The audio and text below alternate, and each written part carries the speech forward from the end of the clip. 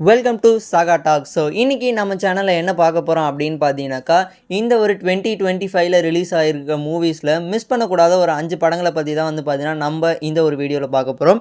So வாங்க இப்போ நம்ம வீடியோக்குள்ளே போகலாம். ஸோ நம்ம சேனலில் 5வது பொசிஷனில் பார்க்க போகிற படம் என்ன அப்படின்னாக்கா, கௌஷிக்கோட டைரக்ஷனில் சாய் ஸ்ரீனிவாஸ், அனுபாமா அண்ட் சாண்டி மாஸ்டர் நடிச்சிருக்கக்கூடிய இந்த ஒரு படம் தான் கிஷ்கிந்தாபுரி. இந்த ஒரு படம் வந்து பார்த்தீங்கன்னா ஒரு நல்ல ஒரு ஹாரர் ஃபிலிமாக வந்து பார்த்தீங்கன்னா ரிலீஸ் பண்ணியிருக்காங்க.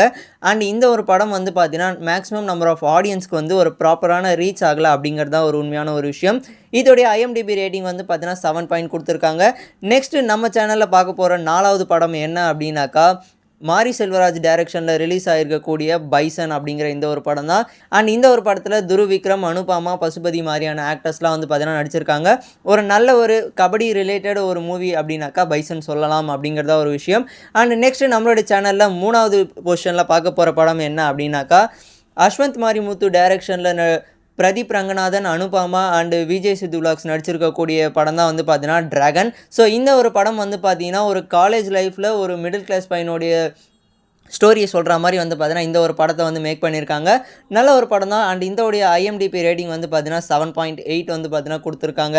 நெக்ஸ்ட்டு நம்மளுடைய சேனலில் பார்க்க போகிற 2வது பொசிஷனில் இருக்க படம் என்ன அப்படின்னாக்கா, காந்தாரா த சாப்டர் 1.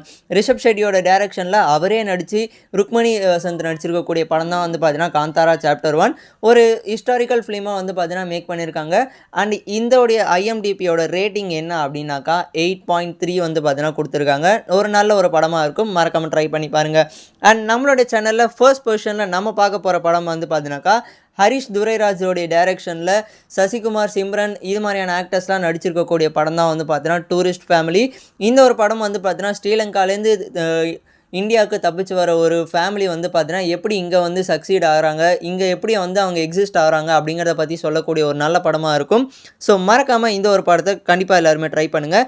ஸோ அவ்வளோதான், நம்மளுடைய வீடியோ முடியுது. ஸோ இந்த வீடியோ பிடிச்சிருந்தா மறக்காமல் கீழே இருக்கக்கூடிய லைக், ஷேர் அண்ட் சப்ஸ்கிரைப் பட்டனை கிளிக் பண்ணிக்கோங்க.